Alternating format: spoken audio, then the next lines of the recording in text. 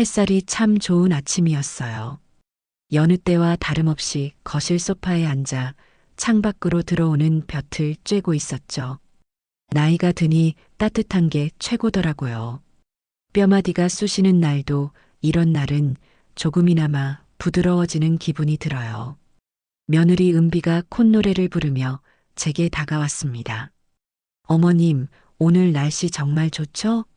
기분 전환하시게 머리라도 하고 오시는 건 어떠세요? 은비는 참 싹싹하고 예쁜 아이였어요. 적어도 겉보기에는요. 결혼한 지 5년이 넘도록 아들 재훈이에게나 저에게나 늘 상냥한 미소를 잃지 않았죠. 주변 사람들은 하나같이 며느리 복이 터졌다고들 했어요. 저 역시 그렇게 생각하려고 애썼고요. 하지만 가끔, 정말 아주 가끔, 은비의 그 완벽한 미소 뒤에 서늘한 무언가가 숨어 있는 것 같은 기분이 들 때가 있었어요. 그건 말로 설명하기 힘든 동물의 본능 같은 감각이었죠. 머리야 엊그제 동네 미용실에서 다듬었는데. 에이, 어머님. 거긴 할머니들만 가는 데잖아요. 제가 아주 좋은 곳 알아놨어요. 요즘 젊은 사람들한테 엄청 인기 있는 곳인데 원장님 실력이 보통이 아니래요. 제가 특별히 어머님 예약 잡아놨죠. 은비는 제 손을 잡아 끌며 애교 섞인 목소리로 말했어요. 평소 같았으면 됐다. 나는 그냥 다니던 데가 편하다 하고 말았을 텐데 그날은 이상하게도 은비의 성화에 못 이기는 척 넘어가고 싶지 않았어요. 며칠 전부터 은비는 제게 부쩍 더 잘했어요. 밤마다 잠이 잘 오는 차라며 향이 독특한 차를 가져다 주기도 하고 제 건강을 챙긴다며 어디서 구해왔는지 모를 약들을 꼬박꼬박 챙겨주기도 했죠. 그 차를 마신 날이면 다음 날 아침까지 머리가 멍하고 약을 먹은 날이면 온종일 정신이 흐릿한 기분이 들었어요. 나이가 들어서 그런가 보다 하고 넘기기에는 그 증상이 너무나 일정했죠. 그래, 너가 그렇게까지 말하는데 한번 가볼까? 제 대답에 은비의 얼굴에 화색이 도는 것이 보였습니다. 마치 오랫동안 기다려온 대답을 들은 사람처럼요. 그 미묘한 표정 변화를 놓치지 않았지만 저는 그저 온화하게 웃어 보일 뿐이었어요. 지금은 은비의 진짜 속내가 무엇인지 알아내는 것이 먼저였으니까요. 정말요, 어머님? 잘 생각하셨어요. 그럼 얼른 준비하세요. 예약 시간에 늦겠어요. 은비는 제 옷장으로 달려가 외출복을 고르기 시작했어요. 제가 가장 아끼는 연보라색 카디건과 하얀 블라우스를 꺼내 들고는 아이처럼 좋아했죠. 그 모습이 어찌나 살갑고 다정해 보이는지 제 스스로가 내가 늙어서 괜한 의심을 하는구나 싶을 정도였어요. 하지만 마음 한구석의 경계심은 쉬이 사라지지 않았습니다. 은비가 운전하는 차를 타고 도착한 미용실은 제가 평소 다니던 곳과는 분위기부터 달랐어요. 통유리로 된 건물 외벽에 안은 온통 하얀 대리석으로 꾸며져 있었죠. 젊고 세련된 사람들이 바쁘게 오가고 경쾌한 음악 소리가 공간을 가득 채웠어요. 이런 곳은 왠지 모르게 사람을 주눅 들게 만드는 구석이 있죠. 어머님, 여기에요. 좋죠? 은비가 제 팔짱을 끼며 자랑스럽게 말했어요. 미용실 문이 열리자 깔끔한 유니폼을 입은 직원이 다가와 인사를 건넸습니다. 조은비 고객님, 예약 확인되셨습니다. 이쪽으로 안내해 드릴게요. 직원의 안내를 받아 안으로 들어서자 원장으로 보이는 중년의 여자가 다가와 은비와 반갑게 인사를 나눴어요. 어머, 은비 씨. 어서 와. 이쪽이 시어머님이셔? 네, 원장님. 저희 어머님이세요. 오늘 잘 좀 부탁드릴게요. 최대한 젊고 세련되게 아시죠? 걱정 마. 나만 믿으라고. 어머님, 이쪽으로 앉으세요. 원장은 저를 자리로 안내하며 어깨를 주물렀어요. 전문가의 손길이라 그런지 뭉친 근육이 시원하게 풀리는 기분이었죠. 하지만 그 편안함도 잠시 원장과 은비가 거울을 통해 눈빛을 교환하는 것을 보고 말았어요. 그건 단순한 눈인사가 아니었어요. 무언가 계획을 확인하는 듯한 아주 짧고 은밀한 신호였죠. 심장이 쿵 하고 작게 내려앉았지만 저는 애써 태어난 척 거울에 비친 제 모습을 바라보았습니다.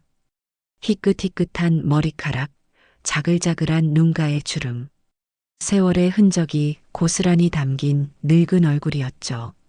이 늙은이를 상대로 대체 무슨 짓을 하려는 걸까? 잠시 후 젊은 미용사 한 명이 제게 다가왔습니다. 20살 남짓되어 보이는 앳된 얼굴의 아이였어요. 눈이 크고 선한 인상이었죠. 어머님, 샴푸 먼저 해드릴게요. 이쪽으로 오시겠어요? 저는 아이의 안내에 따라 샴푸실로 향했어요. 푹신한 의자에 몸을 뉘자 목덜미로 따뜻한 물줄기가 흘러내렸어요. 은은한 아로마 향이 코끝을 맴돌고 노곤함이 온몸으로 퍼져나갔습니다. 눈을 감고 있는데 샴푸 거품을 내던 아이의 손길이 아주 미세하게 떨리는 것이 느껴졌어요.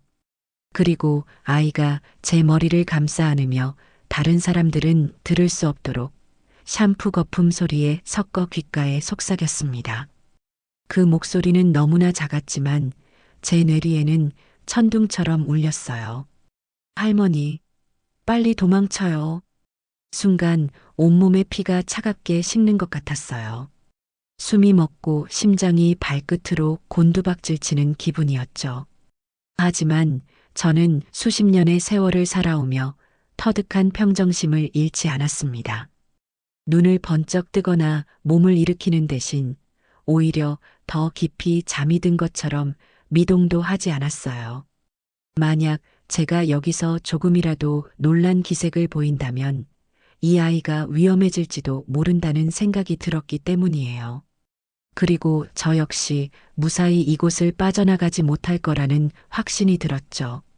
할머니, 아이가 불안한 목소리로 저를 불렀어요. 저는 그때서야 마치 잠에서 깬 사람처럼 느릿하게 눈을 떴습니다. 응?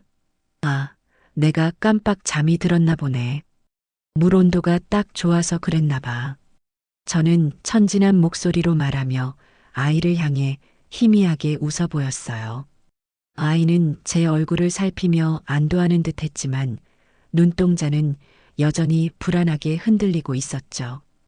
저는 아이에게 괜찮다는 무언의 신호를 보내고 싶었지만 지금은 그럴 수 없었어요. 은비와 저 미용실 원장이 어디선가 우리를 지켜보고 있을지도 모르는 일이었으니까요. 샴푸가 끝나고 자리로 돌아오자 은비가 잡지를 보고 있다가 고개를 들었어요. 어머님, 시원하세요? 잠이 솔솔 오시죠? 응, 그러게나 말이다. 아주 시원하구나. 저는 아무것도 모른다는 듯이 그저 머리를 맡긴 평범한 노인처럼 행동했어요. 머리를 말리기 시작한 것은 아까 그 아이였어요. 아이는 드라이기 소리를 방패 삼아 제게 다시 무언가 말을 하려는 듯 보였지만 저는 거울을 통해 아이에게 눈짓으로 그만이라는 신호를 보냈어요. 너의 마음은 충분히 알았으니 이제 더는 위험한 행동을 하지 말라는 뜻이었죠. 아이는 제 눈짓을 알아들었는지 입을 굳게 다물고 머리를 말리는 데에만 집중했습니다. 드라이기의 뜨거운 바람을 맞으며 제 머릿속은 그 어느 때보다 차갑고 빠르게 회전하기 시작했어요. 도망쳐야 한다. 어떻게? 그냥 뛰쳐나갈 수는 없었어요. 그랬다가는 은비에게 붙잡히고 말 테죠. 저 애가 왜 나에게 그런 말을 했을까? 은비와 원장은 무슨 꿍꿍이일까? 나를 어떻게 하려는 걸까? 수많은 질문이 머릿속을 맴돌았지만 지금은 그 답을 찾을 때가 아니었어요. 일단은 여기서 벗어나는 것이 급선무였죠. 자연스럽게 누구의 의심도 사지 않게요. 그때였어요. 제 머릿속에 기가 막힌 생각이 하나 스쳐 지나갔습니다. 저는 예전부터 건망증이 좀 있었어요. 물건을 어디 뒀는지 잊어버리거나 약속을 깜빡하는 일이 종종 있었죠. 은비는 그런 저를 보며 늘 혀를 차곤 했어요. 어머님, 그러다 큰일 나시겠어요.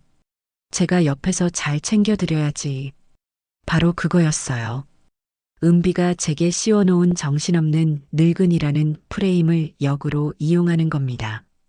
머리가 거의 다 말라갈 무렵 저는 갑자기 자리에서 벌떡 일어났습니다.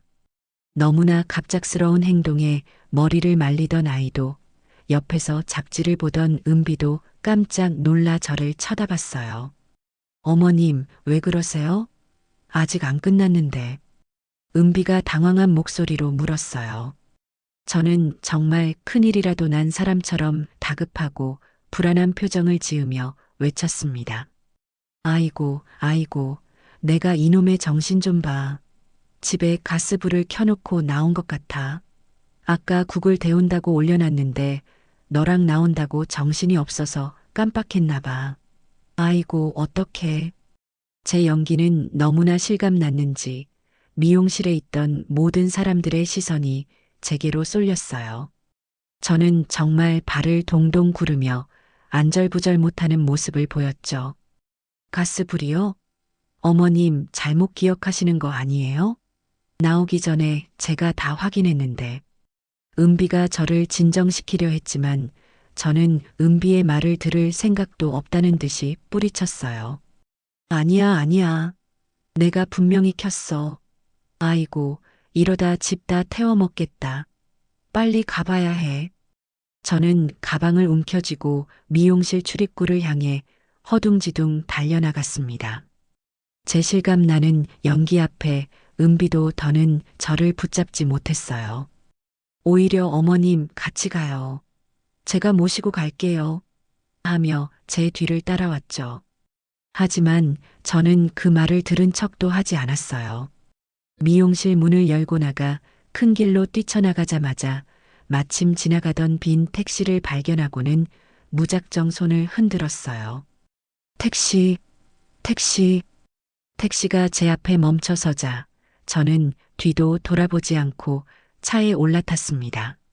아저씨, 빨리요. 아무데나 빨리 가주세요. 어머님, 같이 가요. 뒤늦게 따라 나온 은비가 택시 문을 잡으려 했지만 택시는 이미 출발한 뒤였어요. 백미러를 통해 점점 멀어지는 은비의 당황스러운 얼굴을 확인하고 나서야 저는 긴장이 탁 풀리면서 거친 숨을 몰아쉬었습니다. 심장이 미친 듯이 뛰고 등줄기에서는 식은땀이 흘러내렸어요. 어머니, 어디로 모실까요? 괜찮으세요? 택시기사 아저씨가 걱정스러운 눈으로 저를 쳐다보며 물었어요. 저는 한참 동안 숨을 고른 뒤에야 겨우 목적지를 말할 수 있었습니다. 제 인생에서 가장 오랜 친구이자 가장 믿을 수 있는 사람. 박영숙. 지금 제가 가야 할 곳은 그곳뿐이었어요. 내 잠실로 가주세요.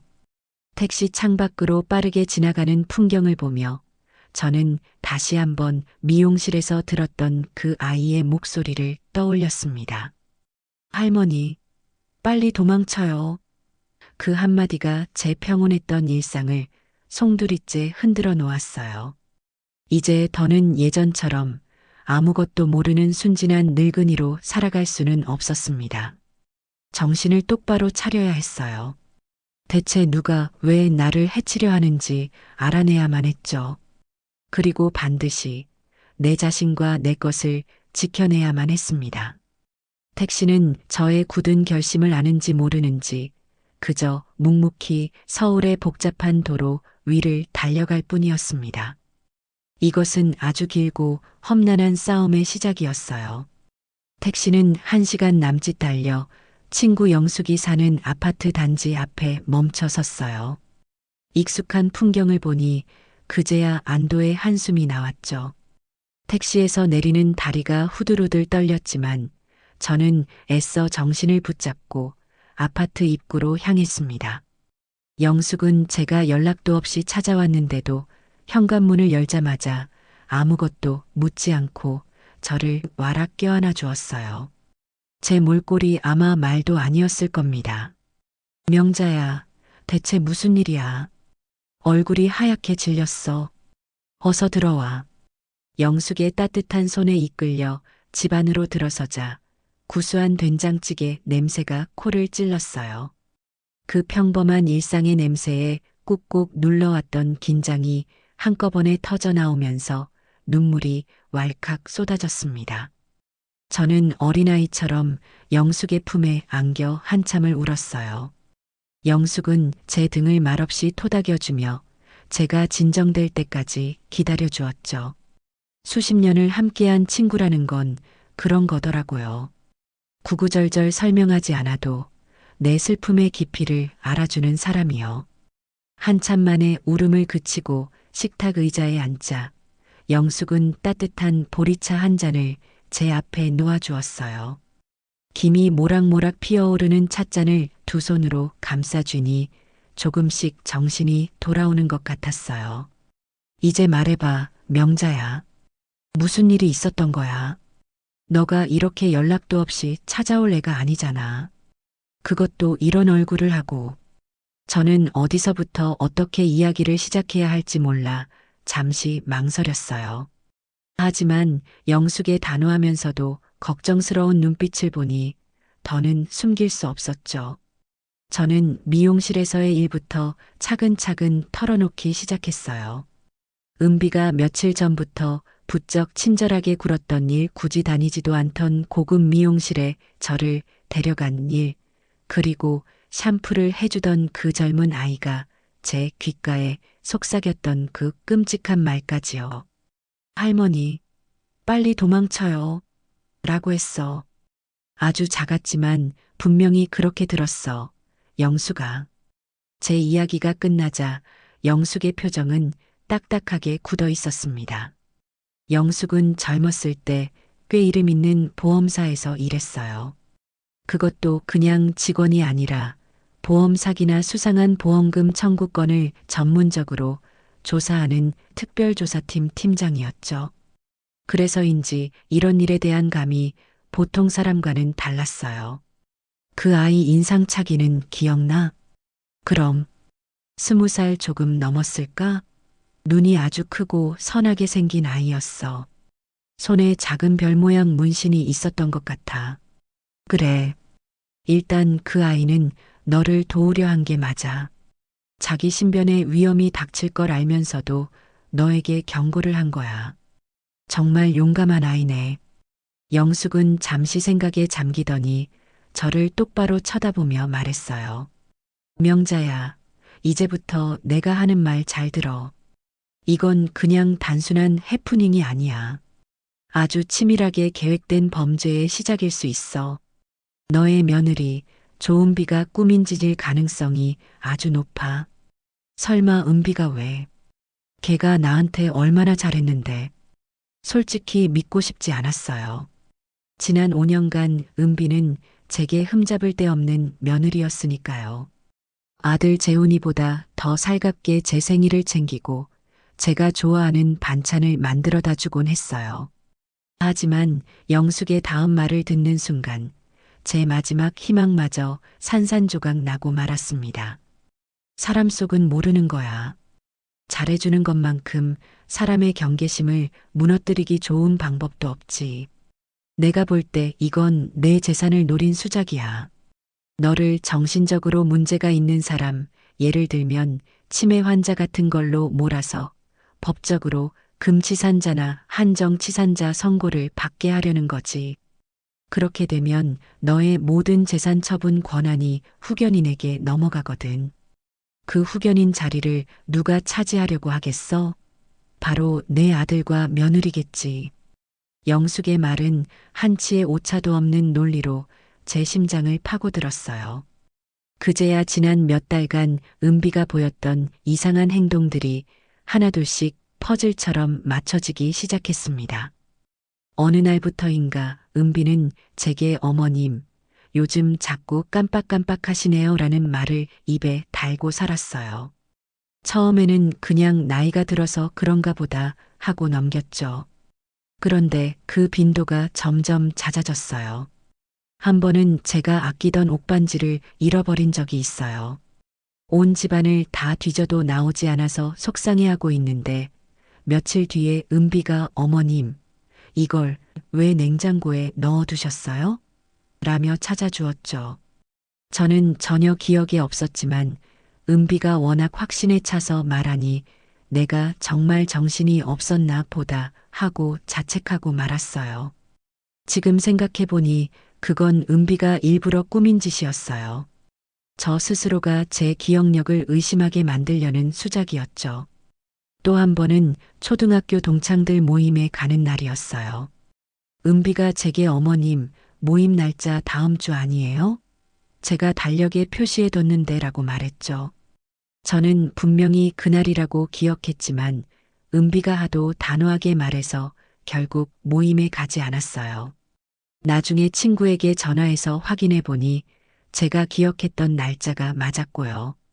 은비는 제게 어머나 제가 착각했나 봐요. 죄송해요. 어머님이라며 애교를 부렸지만 저는 그때 처음으로 은비에게 서늘함을 느꼈어요.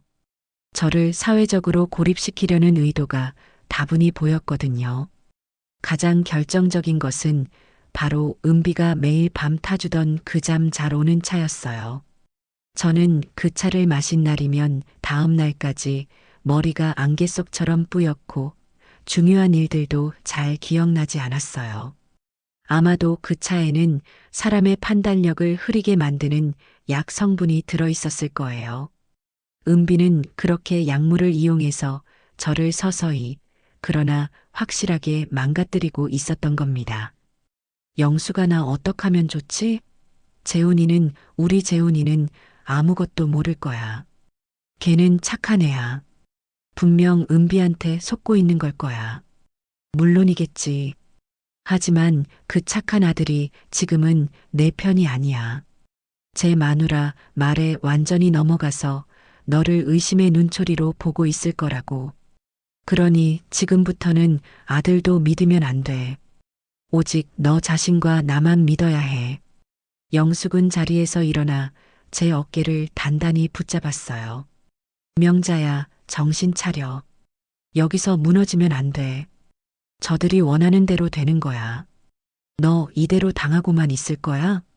평생 땀 흘려 모은 내 재산, 저런 악독한 애한테 다 넘겨주고 요양원이나 시설 같은 데 갇혀서 여생을 보내고 싶어? 내 아들 재훈이가 너를 정신병자 취급하는 걸 보고만 있을 거냐고. 영숙의 목소리는 냉정했지만 그 안에는 저를 향한 뜨거운 걱정과 분노가 담겨 있었어요. 그 목소리에 정신이 번쩍 들었습니다. 맞아요. 이대로 당할 수만은 없었어요. 저는 평생을 누구보다 정직하고 성실하게 살아왔어요. 남편 일찍 여의고 재훈이 하나 삐뚤어지지 않게 키우려고 안 해본 일이 없었죠. 시장에서 옷 장사도 해보고 식당에서 밤새 그릇도 닦았어요. 그렇게 악착같이 돈을 모아 강남에 작은 아파트 한 채를 마련했고 이제는 그 아파트가 수십억이 넘는 자산이 되었죠. 그건 제 인생과 땀이 고스란히 담긴 결과물이었어요. 그걸 저 간악한 며느리에게 단 한 푼도 넘겨줄 수는 없었습니다. 아니, 절대로 그렇게는 안 되지. 내 눈에 흙이 들어가기 전까지는 절대 안 돼. 제 눈빛이 달라진 것을 확인한 영숙은 만족스러운 미소를 지었어요. 그래, 바로 그 눈이야. 내가 알던 함영자가 돌아왔네. 좋아, 그럼 지금부터 작전을 짜자. 저쪽이 우리를 정신없는 늙은이로 본다면 우리는 그걸 역이용하는 거야. 아주 완벽하게 정신 나간 치매 노인 연기를 하는 거지. 영숙의 말에 저는 고개를 끄덕였습니다. 은비가 제게 씌운 거짓의 가면을 이제는 제가 스스로 쓰기로 결심했습니다. 그리고 그 가면 뒤에서 반격을 위한 날카로운 칼을 갈기로요. 영숙은 냉장고에서 종이와 펜을 가져와 식탁 위에 펼쳤어요. 자, 일단 상황부터 정리하자. 적은 조은비, 그리고 조은비에게 동조할 가능성이 높은 아들 송재훈. 우리의 목표는 조은비의 범죄 증거를 확보하고 아들 재훈이를 우리 편으로 돌려놓는 거야. 그러기 위해서는 몇 가지 준비가 필요해. 영숙은 종이 위에 앞으로 우리가 해야 할 일들을 하나씩 적어 내려가기 시작했어요. 그 모습이 마치 전쟁을 앞둔 장수처럼 든든하고 믿음직스러웠죠. 저는 된장찌개 냄새가 배어있는 그 작은 식탁에서 제 인생을 건 거대한 싸움을 준비하기 시작했습니다. 두렵지 않다면 거짓말이겠죠. 하지만 제 옆에는 영숙이 있었고 제 마음속에는 절대 무너질 수 없다는 굳은 의지가 있었습니다. 이제 주사위는 던져졌어요. 그리고 이 게임의 승자는 반드시 내가 되어야만 했습니다. 영숙의 집에 머무는 동안 세상은 저를 집 나간 치매 노인으로 규정하고 있었어요. 아들 재훈이에게서는 하루에도 몇 번씩 전화가 걸려왔습니다. 처음에는 받지 않았어요. 제 마음이 아직 준비가 되지 않았기 때문이죠. 아들의 목소리를 들으면 약해질 것 같았거든요. 하지만 영숙은 단호하게 말했어요. 받아야 해. 그리고 연기해야지. 너가 지금 어디에 있는지, 얼마나 혼란스러운 상태인지를 저들에게 똑똑히 알려줘야 해. 그래야 의심을 안 하니까. 영숙의 말에 따라 저는 재훈이가 다시 전화를 걸어왔을 때 심호흡을 한번 하고 통화 버튼을 눌렀습니다. 여보세요. 저는 일부러 기어들어가는 목소리로 힘없이 말했어요. 엄마, 엄마 맞아요? 어디에요, 지금? 괜찮으세요? 수화기 너머로 들려오는 아들의 목소리는 걱정과 불안으로 가득 차 있었어요. 그 목소리를 듣는 순간 가슴 한쪽이 아려왔지만 저는 이를 악물고 영숙이 시킨 대로 연기를 계속했습니다. 누구 재훈이니?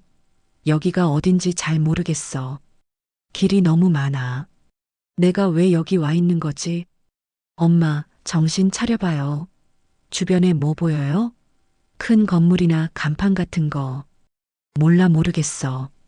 머리가 너무 아파. 재훈아, 나 좀 데리러 와주면 안 될까? 나 무서워. 저는 끝내 울음을 터뜨리고 말았어요. 물론 그 눈물 역시 연기였죠. 하지만 연기라고 하기에는 너무나 서러웠어요. 제 아들을 상대로 이런 거짓말을 해야 하는 제 처지가 너무나 비참했기 때문이에요. 엄마, 울지 마요. 내가 금방 찾아낼게요. 은비랑 경찰 아저씨들이랑 지금 엄마 찾고 있으니까 조금만 기다려요. 전화 끊지 말고요. 재훈이는 다급하게 소리쳤어요. 저는 그 말을 끝으로 배터리가 없는 것 같아라고 중얼거리며 전화를 끊어버렸습니다. 전화를 끊고 나자 온몸에 힘이 쭉 빠졌어요. 영숙이 제 어깨를 다독여 주었죠. 잘했어. 아주 잘했어. 명자야. 이제 저들은 너가 정말 길을 잃고 헤매는 줄 알 거야. 그 사이에 우리는 우리 일을 해야지. 영숙이 말한 우리 일이란 바로 며느리 은비의 실체를 파헤치기 위한 증거 수집이었어요. 가장 먼저 확인해야 할 것은 제 금융 자산이었죠. 영숙은 자신의 노트북을 가져와 제 앞에 펼쳤어요. 내 명의로 된 은행 계좌, 보험, 주식 전부 다 확인해 봐야 해. 공인인증서만 있으면 집에서도 다 가능해. 저는 영숙의 도움을 받아 각 은행과 증권사 홈페이지에 접속하기 시작했어요. 다행히 공인인증서 비밀번호는 저만 아는 것으로 해두어서 은비가 함부로 건드리지는 못했을 거라고 생각했죠. 하지만 제 생각은 너무 안일했어요. 한 은행 홈페이지에서 이상한 기록을 발견했기 때문이에요. 이거 봐, 영수가. 비밀번호 오류 횟수 초과로 서비스가 제한됩니다. 라고 떠. 뭐? 그게 무슨 소리야? 너가 비밀번호를 틀렸을 리는 없고 누군가 내 인증서로 로그인을 시도했다는 뜻이야. 그것도 여러 번. 순간 등골이 오싹해졌어요.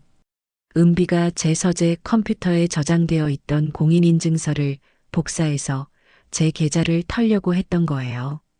다행히 비밀번호를 몰라서 실패했지만 만약 성공했다면 어땠을까요? 생각만 해도 끔찍했어요. 이것 봐, 명자야. 대출 내역 조회에도 기록이 있어. 영숙이 가리키는 화면에는 한도 조회 기록이 여러 건 남아 있었습니다. 제 아파트를 담보로 받을 수 있는 최대 대출 금액을 알아본 흔적이었죠. 명의는 당연히 제 이름이었고요. 세상에 제가 내 집을 담보로 대출까지 받으려고 했던 거야? 그래. 너를 금치산자로 만들고 후견인 자격으로 내 재산을 처분하려던 거지. 아주 작정하고 덤벼든 거야. 보통 악질이 아니야. 분노로 온몸이 부들부들 떨렸어요. 저는 당장이라도 은비에게 달려가 머리채를 잡고 싶었지만 영숙이 저를 말렸어요. 진정해. 지금 흥분하면 모든 걸 망쳐. 우리는 증거가 더 필요해. 아주 확실하고 빼도 박도 못할 증거 말이야. 어떤 증거? 영상이나 녹음 같은 거. 조은비가 제 입으로 범행을 시인하거나 너를 학대하는 장면이 담긴 증거가 있다면 게임은 끝나는 거야. 영숙의 말에 따라 우리는 곧바로 인터넷 쇼핑몰에 접속해 녹음기와 초소형 카메라를 주문했어요. 세상이 얼마나 좋아졌는지 만년필이나 탁상시계, 액자처럼 생긴 카메라들이 아주 많더라고요. 우리는 그 중에서도 가장 티가 나지 않는 5핀 형태의 녹음기와 탁상시계형 카메라를 골랐어요. 배송지를 영숙의 집으로 하고 가장 빠른 배송으로 주문을 마쳤죠. 다음 날 주문한 물건들이 도착했어요. 크기는 아주 작았지만 성능은 생각보다 훨씬 좋았어요. 영숙은 제게 사용법을 꼼꼼하게 알려주었어요. 이 5핀 녹음기는 항상 내 옷 안쪽에 달고 다녀. 24시간 내내 녹음되도록 설정해뒀으니까 넌 그냥 가지고만 있으면 돼. 그리고 이 시계 카메라는 내 방, 침대 머리맡에 둘 거야. 내가 잠든 사이에 무슨 짓을 할지 모르니까. 거실에는 액자형 카메라를 두자. 액자 속 사진은 너랑 재훈이 어릴 때 찍은 사진으로 바꾸고 영숙은 마치 첩보 영화에 나오는 요원처럼 침착하고 노련하게 계획을 세웠어요. 저는 그런 영숙의 지시에 따라 고개를 끄덕일 뿐이었죠. 이제 모든 준비는 끝났어요. 호랑이를 잡으려면 호랑이 굴로 직접 들어가는 수밖에 없었죠. 저는 아들 재훈이에게 다시 전화를 걸었습니다. 재훈아, 나야. 나 지금 파출소에 와 있어. 어떤 아주머니가 날 발견하고 데려다 줬어. 저는 영숙이 미리 알려준 대로 영숙의 집에서 가장 멀리 떨어진 경찰서에 이름을 댔어요. 수화기 너머로 재훈이의 안도하는 목소리가 들려왔어요. 엄마, 정말이에요? 다행이다. 거기가 어디예요? 제가 지금 바로 갈게요. 응, 빨리 와. 나 너무 힘들어. 전화를 끊고 저는 영숙과 함께 마지막 작전 회의를 했습니다. 이제부터 넌 완벽한 치매 노인이 되어야 해. 밥을 먹다가도 졸고 사람을 못 알아보는 척하고 가끔은 화를 내거나 울기도 해야지.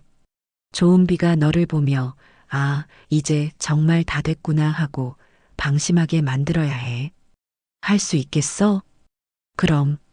나 함영자야. 내 아들과 내 재산을 지키기 위해서라면 악마라도 될 수 있어. 저는 제 옷깃 안쪽에 작은 5핀 녹음기를 단단히 고정했어요. 차갑고 단단한 금속의 감촉이 오히려 제게 용기를 주는 것 같았어요. 영숙은 저를 택시에 태워주며 마지막으로 당부했어요. 무슨 일이 생기면 무조건 나한테 먼저 연락해. 그리고 절대 조은비 앞에서 내 진짜 속마음을 드러내선 안 돼. 명심해. 넌 지금부터 기억을 잃은 불쌍한 노인일 뿐이야. 택시가 출발하고 저는 창밖으로 멀어지는 영숙을 보며 조용히 다짐했습니다. 그래, 나는 이제 함영자가 아니다. 나는 기억을 잃고 세상을 헤매는 늙고 병든 어머니다. 그렇게 스스로에게 최면을 걸며 저는 적들이 우글거리는 제 집으로 전쟁터로 향했습니다. 아들 재훈이가 파출소 앞에서 저를 발견했을 때 그 아이의 얼굴은 눈물과 걱정으로 범벅이 되어 있었어요. 저를 보자마자 달려와 와락 껴안았죠. 엄마, 엄마, 어디 갔었어요? 얼마나 걱정했는지 알아요? 아들의 품에 안겨 등을 토닥이는 손길을 느끼니 순간 가슴이 먹먹해졌어요. 하지만 저는 독하게 마음을 먹고 제 역할을 시작했습니다. 저는 마치 처음 보는 사람을 대하듯 아들을 살며시 밀어내며 물었어요. 누구세요? 저를 아세요? 제 말에 재훈이의 얼굴이 하얗게 굳어졌어요. 아들의 흔들리는 눈동자를 보니 마음이 찢어지는 것 같았지만 지금은 멈출 수 없었어요. 엄마, 저 재훈이에요. 아들, 저 모르겠어요? 재훈이 우리 아들. 근데 누구세요? 우리 아들은 아직 학생인데 이렇게 크지 않았어요. 저는 정말 아무것도 기억나지 않는다는 듯 초점 없는 눈으로 허공을 바라보며 중얼거렸어요. 재훈이는 결국 참았던 울음을 터뜨렸고 함께 온 은비는 재훈이의 어깨를 감싸 안으며 저를 향해 안타깝다는 표정을 지어 보였어요. 하지만 그 눈빛 깊은 곳에 숨겨진 만족감과 회심의 미소를 저는 놓치지 않았습니다. 그래, 그렇게 믿어야지. 너가 원하는 대로 나는 이제 아무것도 모르는 껍데기일 뿐이야. 집으로 돌아오는 차 안에서 저는 창밖만 멍하니 바라보았어요. 은비는 제 옆에 앉아 계속해서 말을 걸었죠. 어머님, 며칠 동안 어디서 주무셨어요? 식사는 하셨고요? 저는 아무 대답도 하지 않았어요. 그저 텅 빈 눈으로 창밖을 바라볼 뿐이었죠. 집에 도착해서도 제 연기는 계속되었습니다. 익숙한 현관문을 보고도 여긴 어디예요? 우리 집이 아니잖아요 라며 들어가길 거부했고 재훈이와 은비가 억지로 저를 부추겨 집 안으로 들여보내야 했어요. 어머님, 여기가 어머님 집이잖아요. 정신 좀 차려보세요. 은비의 목소리에는 이제 걱정보다 짜증이 더 많이 섞여 있었어요. 저는 소파에 멍하니 앉아 주변을 두리번거렸어요. 마치 처음 와보는 곳인 것처럼요. 여보, 아무래도 안 되겠어. 어머니 상태가 생각보다 훨씬 심각해. 병원에 한번 모시고 가봐야 할 것 같아. 은비가 재훈이에게 속삭이는 소리가 들렸어요. 재훈이는 힘없이 고개를 끄덕였죠. 저는 그 모습을 곁눈질로 확인하며 속으로 코웃음을 쳤습니다. 그래, 병원에 데려가 봐라. 너희가 미리 짜고 친 사기꾼 의사가 아니면 내가 아무 문제 없다는 것만 증명될 테니. 그날 밤 은비는 제 저녁 식사를 방으로 가져다 주었어요. 어머님 방에서 드시는 게 편할 것 같아서요. 식사하시고 이 약 꼭 챙겨 드세요. 기력 회복에 좋은 약이래요. 은비가 내민 약은 예전에 저에게 주던 것과 같은 모양이었어요. 저는 순순히 고개를 끄덕였죠. 은비가 방을 나가자마자 저는 밥을 몇 숟갈 뜨는 척하다가 약을 집어들고 화장실로 갔어요. 그리고는 아무도 모르게 약을 변기에 버리고 물을 내렸습니다. 그런 다음 영숙이 미리 준비해준 비타민제를 꺼내 먹었죠. 겉모양이 비슷해서 아무도 의심하지 못할 거예요. 다음 날부터 저는 본격적으로 정신없는 노인 행세를 시작했습니다. 아침 식사를 하다가 갑자기 숟가락을 떨어뜨리고는 멍하니 앉아 있기도 하고 거실을 서성이다가 뜬금없이 여보 나 왔어요라며 돌아가신 남편을 찾기도 했어요. 재훈이는 제 모습을 볼 때마다 괴로워했지만 은비는 점점 더 대담해졌습니다. 제가 소파에서 깜빡 잠이 든 척하고 있을 때였어요. 은비는 재훈이가 출근한 것을 확인하고는 어디론가 전화를 걸더군요. 물론 제 옷에 달린 녹음기는 그 모든 대화를 빠짐없이 담아내고 있었죠. 나야. 응, 시어머니 찾았어. 상태가 아주 안 좋아. 이제 자기 아들 얼굴도 못 알아보는 것 같아. 응, 아주 잘 되고 있어. 약이 효과가 있나 봐. 조금만 더 하면 완전히 내 손바닥 아니야. 변호사는 알아봤어? 그래. 서류 준비되는 대로 바로 진행하자. 이제 이 지긋지긋한 노인네 시중 드는 것도 얼마 안 남았어. 푸아. 은비의 웃음소리는 악마의 것과 같았어요. 분노로 피가 거꾸로 솟는 것 같았지만 저는 눈을 꼭 감고 잠든 척 연기를 계속했습니다. 웃어더라. 실컷 웃어더, 조은비. 너의 그 웃음이 비명이 되기까지 그리 오래 걸리지 않을 테니. 며칠 뒤 저는 영숙이 알려준 대로 집안에 카메라를 설치할 기회를 엿보았습니다. 은비가 장을 보러 나간 틈을 이용했죠. 저는 내 돋보기가 어디 갔지? 하고 중얼거리며 온 집안을 뒤지는 척했어요. 먼저 거실 책장에 놓인 재훈이와 어릴 적 찍은 사진이 담긴 액자를 들었어요. 그리고는 액자 뒤편을 열어 영숙이 준 초소형 카메라 렌즈가 사진의 아주 작은 구멍을 통해 거실 전체를 비추도록 교묘하게 설치했죠. 다음은 제 방이었어요. 침대 머리맡에 놓인 디지털 시계가 두 번째 목표물이었죠. 저는 시계 배터리를 가는 척하며 그 안에 카메라를 집어넣었습니다. 이제 이 집안에서 일어나는 모든 일은 제 손바닥 안에 기록될 것이었어요. 모든 준비를 마치고 소파에 앉아 있는데 은비가 장을 보고 돌아왔습니다. 어머님, 뭐 하세요? 또 물건 찾으세요? 내 돋보기가 없어졌어. 혹시 너가 봤니? 아이고, 어머님. 돋보기는 지금 어머님 목에 걸려 있잖아요. 은비가 혀를 차며 말했어요. 저는 제 목에 걸린 돋보기를 보고는 어머, 정말이네. 내가 이렇다니까라며 머리를 쳤죠.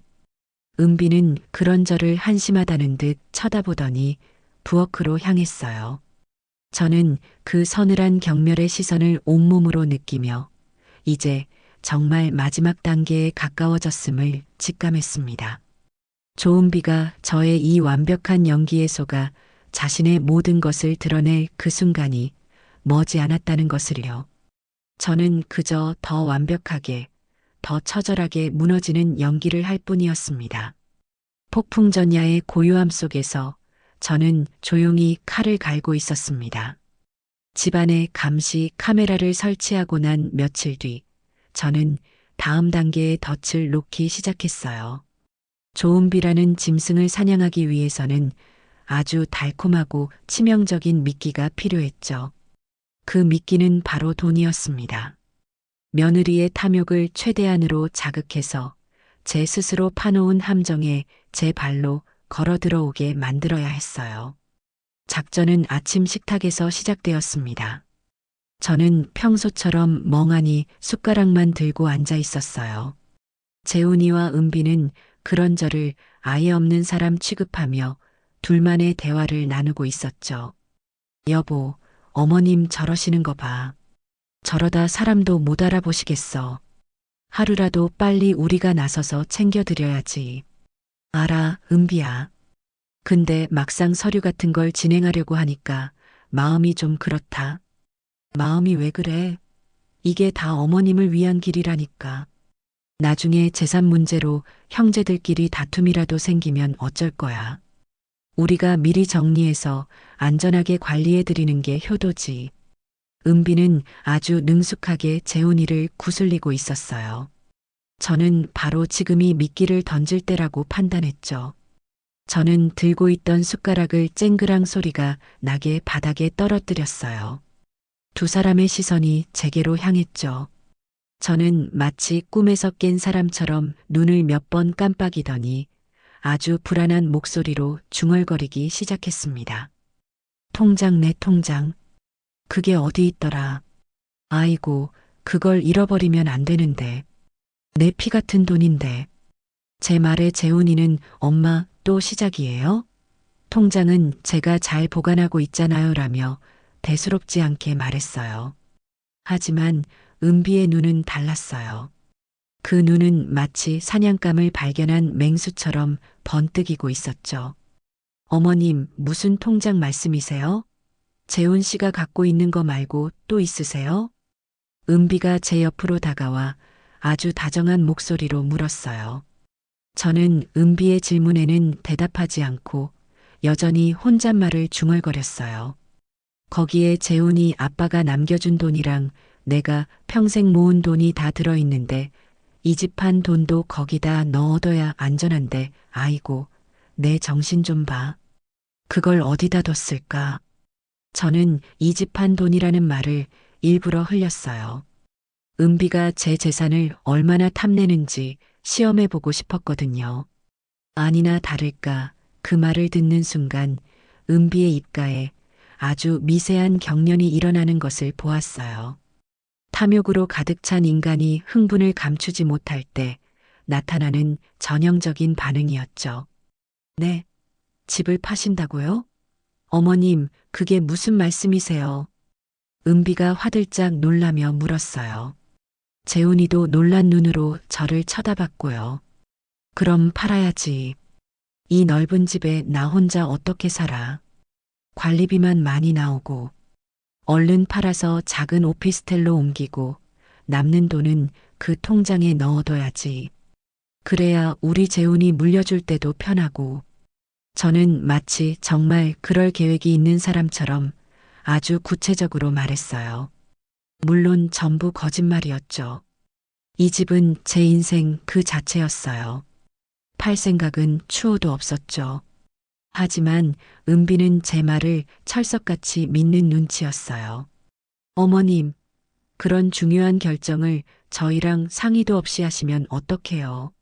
그리고 그 통장은 대체 뭐예요? 여보, 당신은 알아? 은비가 재훈이를 다그쳤어요. 재훈이는 어리둥절한 표정으로 고개를 저었죠. 아니, 난 처음 듣는 얘긴데. 엄마, 정말 다른 통장이 또 있어요? 저는 아들의 질문에 대답할 타이밍을 놓친 사람처럼 다시 멍한 표정으로 돌아가 입을 다물어 버렸습니다. 그리고는 중얼거렸죠. 밥밥 먹어야지. 은비는 그런 저를 보며 답답하다는 듯 가슴을 쳤지만 그 눈빛은 온통 통장에 대한 생각으로 가득 차 있었어요. 그날 이후 은비의 행동은 눈에 띄게 달라졌어요. 제가 잠든 척하고 있으면 제 방에 몰래 들어와 서랍을 뒤지거나 옷장을 샅샅이 살피기 시작했죠. 물론 그 모든 행동은 침대 머리맡에 있는 시계 카메라에 고스란히 녹화되고 있었어요. 저는 은비의 애를 태우기 위해 일부러 더 오락가락하는 모습을 보였어요. 어떤 날은 통장, 내 책상 세 번째 서랍에 뒀던가 라고 중얼거리고 어떤 날은 장롱 깊숙한 곳에 비단 주머니가 하나 있는데라며 엉뚱한 소리를 했죠. 은비는 제 말 한마디 한마디에 희망을 가졌다가 절망하기를 반복하며 온 집안을 이잡듯이 뒤졌습니다. 첫 번째 미끼가 성공적으로 먹혀들었다고 판단한 저는 두 번째 미끼를 던지기로 결심했어요. 그건 바로 영숙이 구해준 아주 정교하게 만들어진 가짜 다이아몬드 반지였죠. 진짜 다이아몬드 감정사가 봐도 속을 정도로 완벽한 모조품이었어요. 저는 그 반지를 제 보석함 가장 깊숙한 곳, 융으로 된 주머니 안에 곱게 넣어두었습니다. 그 보석함은 돌아가신 남편이 제게 처음으로 선물한 것이라 제가 아주 아끼는 물건이었어요. 물론 은비도 그 사실을 잘 알고 있었죠. 며칠 뒤 은비가 재훈이와 함께 외출한 틈을 타 저는 보석함을 꺼내 거실 소파 위에 올려두었어요. 그리고는 뚜껑을 살짝 열어둔 채로 마치 무언가를 찾다가 깜빡 잊고 그냥 둔 것처럼 위장했죠. 거실 액자 카메라는 그 보석함을 아주 잘 보이는 각도에서 비추고 있었어요. 얼마 후 은비가 먼저 집에 돌아왔습니다. 거실로 들어선 은비는 소파 위에 놓인 보석함을 발견하고는 순간 걸음을 멈췄어요. 주변을 한번 휙 둘러보더니 제가 방에서 잠을 자고 있다고 생각했는지 살금살금 보석함으로 다가왔죠. 은비는 잠시 망설이는 듯 하더니 이내 욕망을 이기지 못하고 보석함 뚜껑을 완전히 열었습니다. 그리고 그 안을 뒤지기 시작했어요. 저는 제 방 침대에 누워 영숙이 미리 연결해준 스마트폰 앱을 통해 그 모든 광경을 실시간으로 지켜보고 있었습니다. 제 심장은 미친 듯이 뛰었지만 저는 숨소리 하나 내지 않고 화면에 집중했어요. 은비의 손가락이 보석함 안을 헤집다가 마침내 융주머니를 발견했습니다. 조심스럽게 주머니를 열어본 은비의 눈이 휘둥그레졌어요. 주머니 안에서 나온 가짜 다이아몬드 반지가 거실 조명을 받아 영롱하게 빛났기 때문이죠. 은비는 반지를 집어들고 한참 동안 넋을 잃고 바라보았어요. 그 입에서는 감탄사가 흘러나왔죠. 세상에 이렇게 큰 다이아몬드 반지가 있었단 말이야? 은비는 누가 볼세라 재빨리 반지를 자신의 주머니 속에 챙겨 넣었습니다. 그리고는 아무 일도 없었다는 듯 보석함 뚜껑을 닫고 원래 있던 자리인 제 방 화장대 위에 올려두었죠. 완벽한 범죄라고 생각했을 거예요. 하지만 은비는 몰랐을 겁니다. 자신의 그 모든 추악한 행동이 거실 액자 속에 숨겨진 작은 렌즈를 통해 고스란히 기록되고 있었다는 사실을요. 저는 스마트폰 화면을 끄고 조용히 눈을 감았습니다. 걸려들었구나, 조은비. 덫에 걸린 쥐는 이제 발버둥 칠수록 더욱더 옥죄어 올 것입니다. 저는 그 모습을 아주 천천히 끝까지 지켜볼 생각이었습니다. 제 손으로 직접 그 쥐의 목을 비틀기 전까지는요.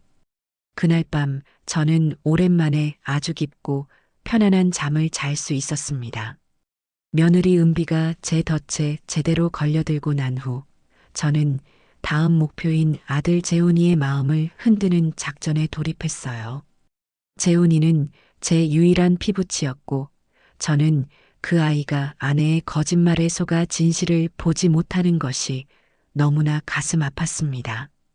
악독한 며느리를 벌하는 것도 중요했지만 제 아들을 그 수렁에서 건져내는 것 또한 제게는 무엇보다 중요한 일이었습니다. 작전은 아주 사소하고 미묘하게 시작되었어요. 저는 재훈이와 단둘이 있을 때를 노려 아주 잠깐씩 제정신으로 돌아온 듯한 모습을 보여주기 시작했습니다. 그 시간은 1분 남짓으로 아주 짧았지만 효과는 분명했죠. 어느 주말 오후 은비는 동창 모임에 간다며 한껏 멋을 부리고 외출했어요. 거실에는 소파에 앉아 멍하니 텔레비전을 보는 저와 그런 저를 안쓰럽게 바라보는 재훈이만 남아 있었죠. 적막한 거실에는 텔레비전 소리만 울려 퍼지고 있었어요. 그때 제가 먼저 입을 열었습니다. 재훈아. 저는 아주 또렷하고 맑은 목소리로 아들의 이름을 불렀어요. 재훈이는 깜짝 놀라 저를 쳐다봤습니다. 늘 초점 없던 제 눈이 그 순간만큼은 아들을 정확히 담아내고 있었기 때문이죠. 네, 엄마, 왜 그러세요? 엄마가 요즘 많이 이상하지? 미안하다, 아들. 엄마도 엄마가 왜 이러는지 잘 모르겠어. 꼭 누가 나를 다른 사람으로 만들려고 하는 것 같아. 아주 짙은 안개 속에 갇혀 있는 기분이야. 저는 재훈이의 손을 꼭 잡으며 말했어요. 제 손의 온기와 진심 어린 눈빛의 재훈이는 무척이나 혼란스러워하는 표정이었어요. 엄마, 그게 무슨 말이에요? 엄마는 그냥 조금 아픈 거예요. 금방 괜찮아질 거예요. 그럴까? 그랬으면 좋겠구나. 그런데 재훈아, 너 아빠가 엄마한테 선물해준 반지 기억하니? 아주 반짝이는 거. 그게 아빠 유품이나 다름없는데 요즘 통 보이질 않는구나. 내가 어디다 뒀는지 기억이 나질 않아. 혹시 너가 봤니? 저는 일부러 반지 이야기를 꺼냈어요. 며칠 전 은비가 훔쳐간 바로 그 가짜 다이아몬드 반지 말이에요. 제 질문에 재훈이는 잠시 생각에 잠기더니 고개를 저었어요. 반지요? 글쎄요. 잘 모르겠는데. 엄마가 어디 잘 둬놓고 또 잊어버리신 거 아니에요? 나중에 같이 찾아봐요. 재훈이는 대수롭지 않게 말했지만 저는 그 아이의 마음속에 아주 작은 의심의 씨앗 하나가 심어졌다는 것을 알 수 있었어요. 저는 거기서 말을 멈추고 다시 멍한 표정으로 돌아가 텔레비전으로 시선을 돌렸습니다. 아이고, 저 탤런트는 이름이 뭐더라 하고 중얼거리면서요. 재훈이는 그런 저를 보며 깊은 한숨을 내쉬었지만 그 눈빛에는 이전에는 없었던 깊은 고뇌와 혼란이 담겨 있었습니다. 그날 이후 재훈이는 저를 대하는 태도가 조금씩 달라졌어요. 예전에는 저를 그저 아픈 어머니로만 대했다면 이제는 제 말 한마디, 행동 하나하나를 유심히 살피기 시작했죠. 제가 멍하니 앉아 있다가도 재훈이가 제 옆에 오면 아주 잠깐 제정신이 든 것처럼 오늘 회사에서 힘든 일은 없었고? 라고 묻곤 했어요. 그러면 재훈이는 놀라면서도 내심 반가워하는 기색이었죠. 은비는 그런 재훈이의 변화를 눈치채지 못했어요. 그녀의 모든 신경은 오직 저의 재산을 어떻게 가로챌 것인가에만 쏠려 있었으니까요. 오히려 은비는 재훈이 앞에서 더욱 노골적으로 저를 무시하고 깎아내리기 시작했습니다. 여보, 봤지? 어머니, 이제 정말 안 되겠어. 방금 한 말도 또 잊어버리고 딴소리 하시잖아. 이러다 사람도 못 알아볼 날이 얼마 안 남았다고. 은비야, 그래도 엄마 앞에서 그런 말은 좀. 뭐가? 틀린 말했어? 당신이야말로 현실을 직시해야지. 언제까지 저렇게 둘 거야. 당신이나 나나 일해야 하는데 누가 하루 종일 어머님만 붙들고 있어. 시설 알아보는 게 우리 모두를 위한 길이라니까. 은비는 제둘이 앞에서 일부러 더 크게 소리쳤어요. 저 들으라는 듯이요. 저는 그 모든 모욕적인 말을 들으면서도 아무것도 모른다는 듯 허공만 바라보았습니다. 하지만 제 귀는, 제 정신은 그 어느 때보다 또렷하게 깨어 있었죠. 그리고 제 아들 재훈이의 표정이 점점 더 어두워지고 있다는 것도 똑똑히 보고 있었습니다. 결정적인 사건은 며칠 뒤에 일어났어요. 그날은 제 생일이었죠. 예전 같았으면 재훈이는 아침부터 미역국을 끓여 제게 가져다 주었을 거예요. 하지만 그날 아침 재훈이는 굳은 얼굴로 출근 준비만 하고 있었어요. 아마 은비가 제 생일에 대해 아무런 언급도 하지 않았을 테죠. 저는 일부러 더 서글픈 표정을 짓고 앉아 있었습니다. 은비가 재훈이를 현관에서 배웅하고 돌아왔을 때였어요. 저는 은비를 향해 해맑게 웃으며 말했죠. 얘야, 오늘이 무슨 날인지 아니? 네, 무슨 날인데요? 은비는 귀찮다는 듯이 대답했어요. 오늘 내 생일이란다. 우리 아들이 아침에 미역국도 안 끓여주고 그냥 갔네. 너라도 좀 끓여주면 안 될까? 제 말에 은비의 표정이 싸늘하게 굳어졌어요. 그리고는 제게 평생 잊을 수 없는 말을 내뱉었죠. 물론 그 모든 말은 제 옷에 달린 녹음기에 선명하게 녹음되고 있었습니다. 어머님, 지금 제정신이세요? 생일은 무슨 놈의 생일이에요? 어머님 주민등록상 생일은 지난달이었거든요. 그것도 벌써 잊어버리셨어요? 나이 드시면 기억만 없어지는 게 아니라 식탐만 느나 봐요. 미역국은 무슨 그냥 주는 밥이나 조용히 드세요. 은비는 그렇게 쏘아붙이고는 자기 방으로 휙 들어가 버렸어요. 저는 그 자리에 못 박힌 듯 앉아 있을 수밖에 없었습니다. 제 진짜 생일은 오늘이 맞았어요. 주민등록상 생일은 아버지가 출생신고를 늦게 하는 바람에 한 달 정도 차이가 났고요. 재훈이와 은비는 당연히 제 진짜 생일을 알고 있었죠. 그런데 은비는 이제 그런 것조차 거짓으로 꾸며내며 저를 기만하고 있었습니다. 그날 저녁 재훈이가 퇴근하고 돌아왔어요. 은비는 아무 일도 없었다는 듯 재훈이를 반갑게 맞았죠. 저는 일부러 더 풀이 죽은 모습으로 소파에 웅크리고 앉아 있었습니다. 그런 저를 본 재훈이가 조심스럽게 다가와 물었어요. 엄마, 무슨 일 있어요? 어디 안 좋으세요? 저는 고개를 들어 재훈이를 바라보며 희미하게 웃었어요. 아니야, 괜찮아. 그냥 오늘따라 너희 아빠가 너무 보고 싶어서 그런다. 저는 일부러 생일 이야기는 꺼내지 않았어요. 제가 말하는 것보다 재훈이가 스스로 진실을 깨닫게 하는 것이 더 효과적일 테니까요. 제 말을 들은 재훈이의 얼굴이 순간 굳어지는 것을 보았어요. 재훈이는 아버지를 무척이나 따랐고 아버지가 돌아가신 날을 기일과 함께 제 생일만큼은 무슨 일이 있어도 챙기는 아이였거든요. 아마 제 말을 듣고 오늘이 제 생일이라는 것을 깨달았을 거예요. 재훈이는 잠시 저를 바라보다가 조용히 부엌으로 향했습니다. 그리고는 은비를 향해 낮은 목소리로 물었죠. 은비야, 오늘 무슨 날인지 정말 몰랐어? 응? 무슨 날인데? 오늘 엄마 생일이잖아. 뭐? 아, 맞다. 내가 깜빡했네. 어머, 미안해서 어떡해.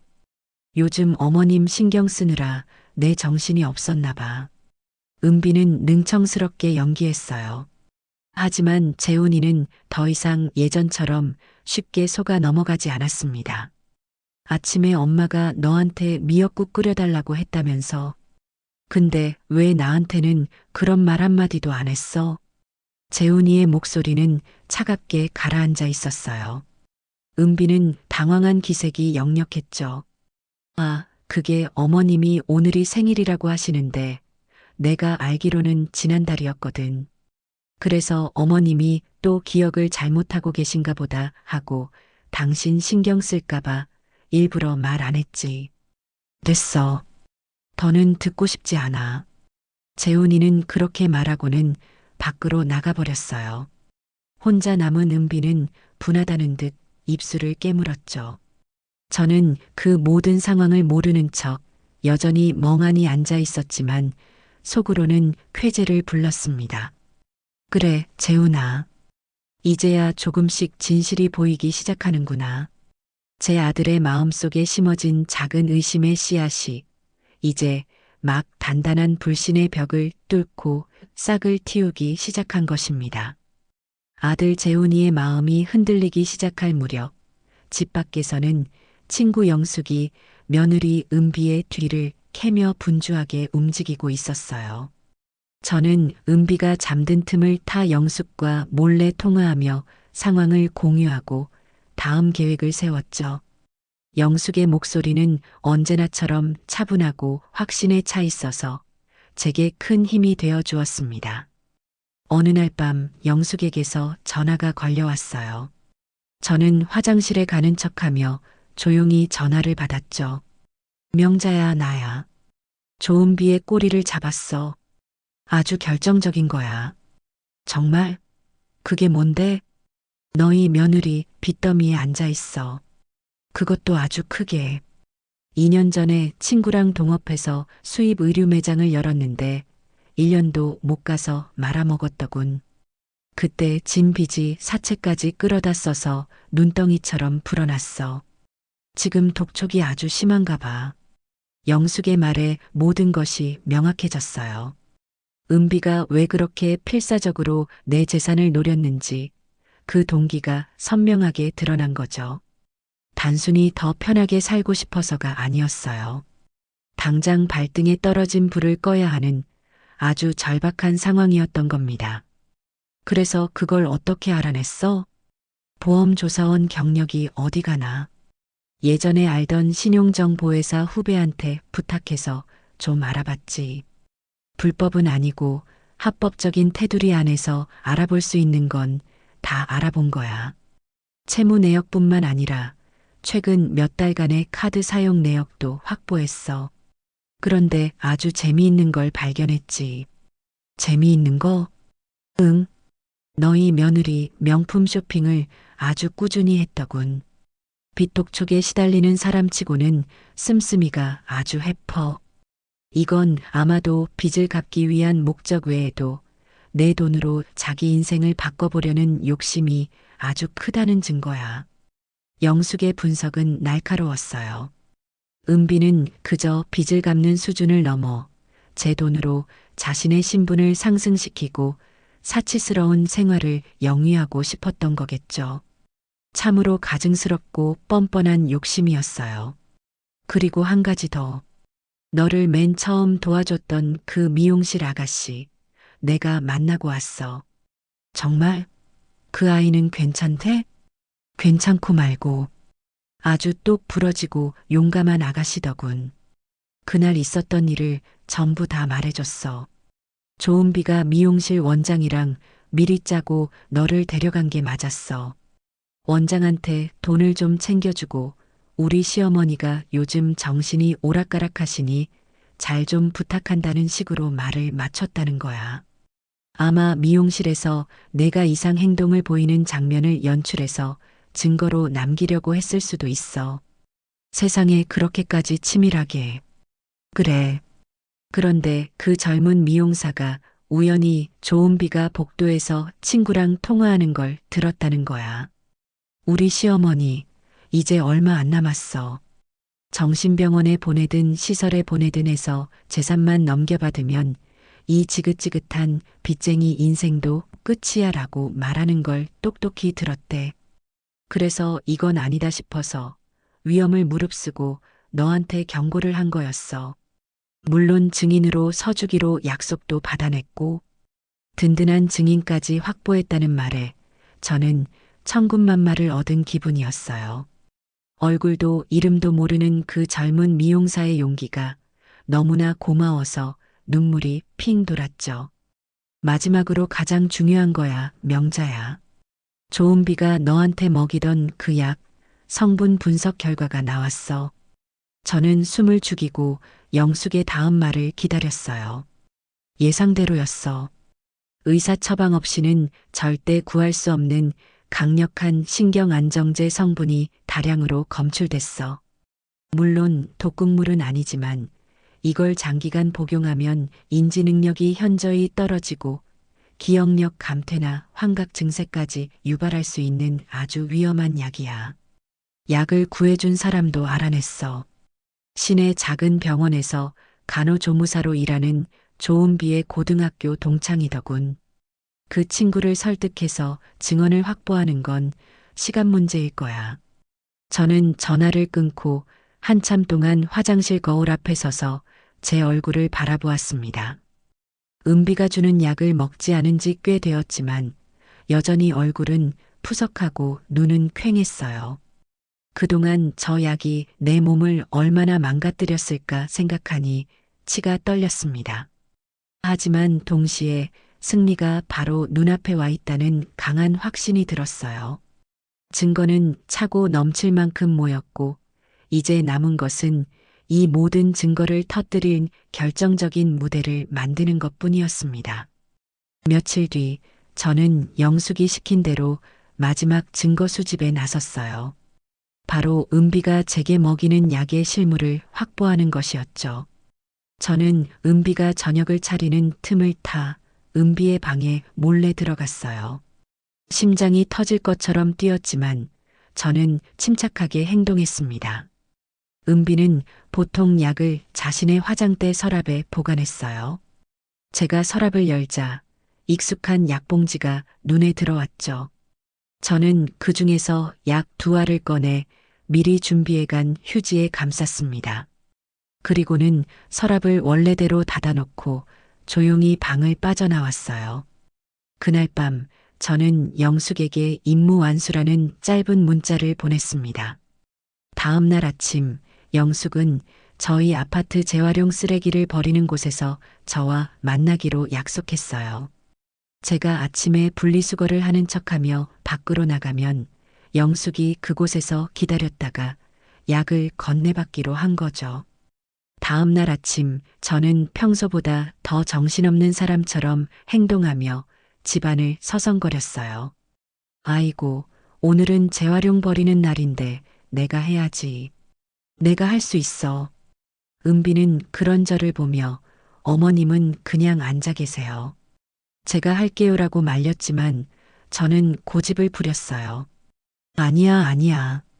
나도 이제 이런 거라도 해야지. 안 그러면 정말 바보가 되고 말 거야. 저는 비틀거리는 척하며 재활용 쓰레기 봉투를 들고 현관을 나섰습니다. 은비는 못마땅한 표정으로 저를 쳐다봤지만 더 이상 말리지는 않았어요. 아마 저러다 다치기나 하지 하고 생각했을 테죠.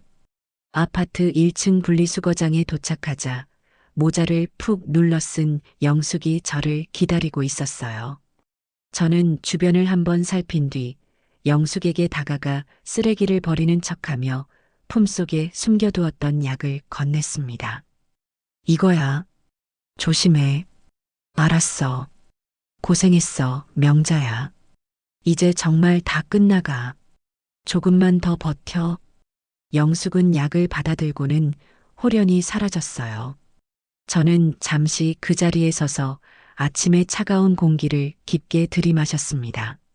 이제 모든 준비는 끝났습니다. 며느리 조은비가 마지막 발악을 할 때까지 기다렸다가 가장 높은 곳에서 가장 깊은 나락으로 떨어뜨릴 일만 남은 것입니다. 제가 예상했던 대로 초조해진 며느리 은비는 마지막 카드를 꺼내 들었어요.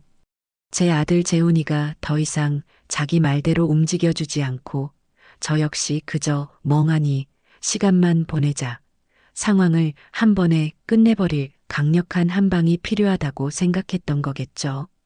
그 마지막 카드는 바로 외부 전문가를 끌어들이는 것이었습니다. 어느 날 오후 은비는 한껏 상냥한 목소리로 제게 말했어요. 어머님, 오늘 오후에 손님이 한 분 오실 거예요.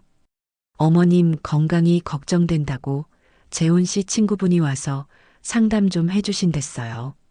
의사 선생님이시니까 너무 놀라지 마세요. 저는 아무것도 모른다는 표정으로 고개를 끄덕였지만 속으로는 올 것이 왔구나 생각했죠. 재훈이 친구라는 말은 분명 거짓말일 거예요. 은비가 돈으로 매수한 사기꾼이거나 양심을 팔아먹은 의사일 가능성이 높았어요. 그리고 그 모든 상황은 거실 액자 카메라에 고스란히 담길 것이었고요. 오후 서시쯤 초인종이 울렸습니다. 은비는 버선발로 뛰어나가 문을 열었죠. 문 밖에는 인상 좋은 중년의 남자가 서 있었어요. 하얀 가운 대신 점잖은 양복을 입고 있었지만 손에는 의사 가방처럼 보이는 것을 들고 있었죠. 아이고, 박사님. 어서 오세요. 누추한 곳까지 이렇게 와주시고 정말 감사합니다. 은비는 허리를 90도로 굽히며 남자를 집 안으로 안내했어요. 남자는 거실 소파에 멍하니 앉아있는 저를 보더니 안타깝다는 듯 혀를 찼습니다. 어머님이시군요. 말씀 들었던 것보다 상태가 더 안 좋아 보이시네요. 네, 박사님. 하루가 다르게 나빠지세요. 이러다 정말 큰일 날까봐 걱정이에요. 두 사람은 마치 오랫동안 합을 맞춰온 연극 배우처럼 자연스럽게 대화를 주고받았어요. 남자는 제 앞에 다가와 앉더니 아주 부드러운 목소리로 말을 걸었습니다. 어머님, 안녕하세요. 저는 김재준이라고 합니다. 아드님 친구인데 어머님 편찮으시다는 이야기 듣고 걱정이 돼서 와봤습니다. 저는 남자를 빤히 쳐다보다가 갑자기 해맑게 웃으며 말했어요. 우리 아들 친구? 우리 재훈이 친구면 아직 고등학생 아니에요? 아저씨는 나이가 너무 많은데. 제 말에 남자의 얼굴에 잠시 당황한 기색이 스쳤지만 그는 곧 평정을 되찾고 은비와 눈빛을 교환했어요. 은비는 보셨죠? 하는 표정으로 고개를 절레절레 저었고요. 어머님, 제가 몇 가지 질문만 드릴게요. 오늘 아침에 뭐 드셨는지 기억나세요? 아침? 밥 먹었나? 아닌가, 빵을 먹었나 잘 모르겠어요. 그럼 지금 여기가 어디인지는 아시겠어요? 우리 집 아닌가? 남의 집 같은데. 남자는 제가 대답할 때마다 수첩에 무언가를 빠르게 적어 내려갔어요. 진찰이라고 하기에는 너무나 형식적이고 허술했죠. 그는 제 혈압을 재거나 청진기를 대보는 신용조차 하지 않았어요. 그저 몇 가지 질문을 던지고 저의 혼란스러운 대답을 유도할 뿐이었죠. 10분 남짓한 진찰이 끝나고 남자는 심각한 표정으로 은비와 재훈이를 불렀습니다. 마침 퇴근하고 돌아온 재훈이도 그 자리에 함께 있었죠. 두 분께 아주 유감스러운 말씀을 드려야겠습니다. 어머님은 알츠하이머성 치매가 이미 상당히 진행된 상태입니다. 지금 당장 전문적인 치료와 보호가 필요합니다. 이대로 방치하면 자신뿐만 아니라 주변 사람들까지 위험하게 만들 수 있습니다. 남자의 말에 은비는 기다렸다는 듯이 눈물을 글썽이며 재훈이의 팔을 붙잡았어요. 여보, 들었지? 내가 뭐라고 했어? 이제 정말 더는 미룰 수가 없어. 박사님, 그럼 저희가 어떻게 해야 할까요? 일단 법원에 성년 의견 개시 심판을 청구해서 아드님이나 며느님이 어머님의 법적 후견인이 되셔야 합니다. 그리고 어머님은 전문 요양시설에 모시는 것이 가장 안전하고 좋은 방법입니다. 남자는 미리 준비해 온 것처럼 서류 몇 장을 꺼내 재훈이 앞에 내밀었어요. 이건 제가 작성한 의사 소견서입니다. 이걸 법원에 제출하시면 후견인 지정 절차를 조금 더 빨리 진행할 수 있을 겁니다. 재훈이는 하얗게 질린 얼굴로 소견서를 받아들었어요. 자기 엄마가 치매라는 공식적인 진단을 눈앞에서 확인하니 충격이 큰 모양이었죠. 아들의 고통스러운 표정을 보니 마음이 아팠지만 저는 이 연극의 마지막까지 지켜봐야만 했습니다. 여보, 뭘 망설여. 어서 도장 찍어. 이게 다 어머님을 위한 길이라잖아. 은비가 재훈이를 거세게 다그쳤어요. 재훈이는 떨리는 손으로 소견서를 들고 저를 한번 바라보았습니다. 저는 그 순간 아들에게 마지막 신호를 보내기로 결심했어요. 저는 재훈이를 향해 아주 희미하게 정말 아무도 눈치채지 못할 정도로 살짝 고개를 저었습니다. 아니야, 아들. 이건 진실이 아니야. 재훈이의 눈동자가 크게 흔들렸습니다. 제 미세한 움직임을 본 것인지 아니면 스스로의 마음속에서 마지막 의심이 고개를 든 것인지는 알 수 없었어요. 재훈이는 잠시 망설이더니 결국 펜을 내려놓았습니다. 생각할 시간이 좀 필요할 것 같아.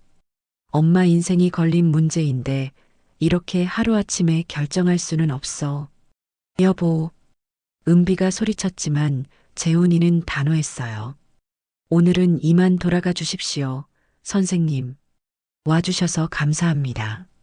재훈이가 정중하게 남자를 배웅하자 은비는 분을 이기지 못하고 제게 쏘아붙였습니다. 다 어머님 때문이야. 저렇게 아들을 물고 늘어지니 일이 제대로 될 리가 있나? 그때였어요. 의사가 현관문을 나서기 전 은비에게 아주 작은 목소리로 속삭이는 것을 거실 액자 카메라가 놓치지 않았습니다. 약속한 잔금은 계좌로 바로 입금해 주십시오, 사모님. 은비는 고개를 끄덕였고 그들의 은밀한 거래는 완벽하게 영상으로 기록되었습니다. 저는 속으로 승리의 미소를 지었습니다. 이제 모든 증거는 모였습니다. 며느리 조은비와 그 협력자들이 빠져나갈 구멍은 어디에도 없었습니다. 이제 남은 것은 이 모든 진실을 세상에 공개하고 저 악독한 며느리에게 가장 고통스러운 방식으로 심판을 내리는 일뿐이었습니다. 며느리 은비가 사기꾼 의사까지 끌어들여 제 아들 재훈이를 압박하는 모습을 본 순간 저는 직감했습니다. 이제 커튼을 내릴 시간이 왔다는 것을요. 저 악독한 연극의 마지막 장은 바로 제 손으로 직접 끝내야만 했습니다. 더 이상 저들의 무대 위에서 병든 노인 행세를 하며 시간을 끌 이유가 없었죠. 은비가 가장 의기양양한 순간 자신이 모든 것을 손에 넣었다고 확신하는 바로 그 순간에 모든 것을 무너뜨려야 했습니다. 그래야 가장 처절하고 가장 완벽한 심판이 될 테니까요. 그날 밤 은비는 재훈이를 닥달하다 지쳐 자기 방으로 들어가고 재훈이 역시 무거운 마음을 안고 서재로 들어갔습니다. 저는 집안의 모든 불이 꺼지고 깊은 정적이 흐를 때까지 조용히 기다렸어요. 그리고는 살며시 제 방에서 나와 낮에 영숙이 몰래 가져다 준 대포폰을 손에 쥐었습니다. 제 명의가 아닌 다른 사람의 이름으로 개통된 전화기였죠. 영숙의 치밀함은 이런 데서 빛을 발했어요. 저는 화장실에 들어가 문을 잠그고 영숙에게 전화를 걸었습니다. 신호음이 몇 번 울리지 않아 영숙이 전화를 받았죠. 그 목소리는 언제나처럼 차분해서 제 떨리는 마음을 진정시켜 주었습니다. 나야, 영숙아. 응, 명자야. 목소리가 왜 그래? 무슨 일 있었어? 오늘 은비가 의사를 데려왔어. 물론 가짜였지. 내 앞에서 보란 듯이 내가 중증 치매라고 진단하고 재훈이에게 후견인 지정 서류를 내밀더군. 수화기 너머로 영숙이 낮게 욕설을 내뱉는 소리가 들렸어요. 그것까지 예상했던 바야. 그래서 재훈이는 도장을 찍었어? 아니, 망설이더군. 생각할 시간이 필요하다며 돌려보냈어. 다행이네. 내 아들이 완전히 구제불능은 아니었구나. 내가 그동안 조금씩 흘려놓은 힌트들이 효과가 있었던 거야. 그래. 하지만 은비가 이대로 포기할 것 같지는 않아. 아마 내일은 더 거세게 재훈이를 몰아붙이겠지. 그래서 말인데, 영숙아. 이제 끝내야겠어. 바로 내일. 제 단호한 목소리에 영숙은 잠시 말이 없다가 이내 결심이 선 듯 대답했습니다. 알았어. 너의 뜻이 그렇다면 그렇게 해야지. 증거는 모두 준비됐어. 영상 파일은 내가 가지고 있고 나머지 서류 증거와 증인들은 내가 데리고 갈게. 시간과 장소만 말해. 내일 저녁 8시. 우리 집 거실이야. 은비가 아마 그 시간에 맞춰 다시 판을 벌일 거야. 변호사랑 그 미용실 아가씨도 꼭 함께 와줘. 걱정 마. 차질 없이 준비할게. 그리고 명자야. 영숙이 제 이름을 나지막이 불렀어요. 너 혼자 너무 애쓰지 마. 내 뒤에는 내가 그리고 진실이 버티고 있다는 걸 잊지 마. 내일 보자. 전화를 끊고 나서도 저는 한참 동안 차가운 화장실 타일 벽에 기대어 서 있었습니다. 심장이 세차게 뛰었죠. 두려움 때문이 아니었어요. 그것은 거대한 폭풍을 앞둔 전사의 설렘과 긴장감이었어요. 방으로 돌아온 저는 침대에 눕지 않고 책상 앞에 앉았습니다. 그리고는 제 휴대폰을 들어 아들 재훈이에게 보낼 마지막 문자를 쓰기 시작했죠. 어떤 말을 써야 할까 수십 번을 쓰고 지우기를 반복했어요. 원망의 말을 쓸 수도 있었고 애원하는 말을 쓸 수도 있었겠죠. 하지만 저는 그 어느 쪽도 선택하지 않았습니다. 저는 제 아들의 마음속에 남은 마지막 선의와 현명함을 믿고 싶었으니까요. 오늘 저녁 너가 믿는 진실이 무엇인지 직접 확인하거라. 엄마는 널 믿는다.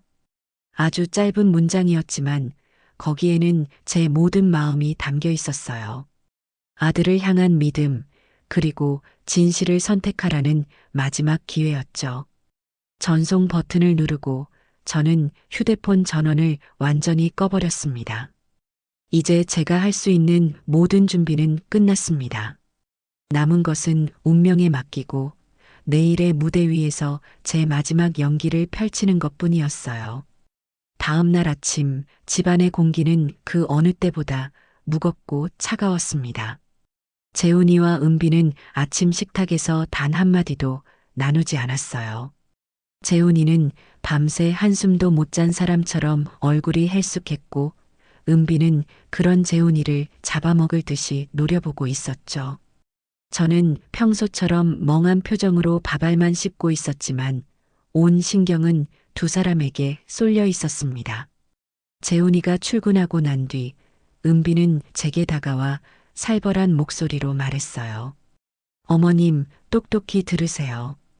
오늘 저녁에 재훈 씨가 서류에 도장을 찍을 거예요. 어머님이 중간에 또 이상한 소리를 하거나 재훈 씨 마음 약해지게 만들면 저 정말 가만히 안 있어요. 아셨어요? 저는 아무것도 못 들었다는 듯 그저 눈만 깜빡였어요. 제 그런 태연한 반응에 은비는 더욱 화가 났는지 정말 말귀를 못 알아들으시네? 라며 제 어깨를 거칠게 밀치고는 자기 방으로 들어가 버렸습니다. 저는 잠시 휘청했지만 넘어지지는 않았어요.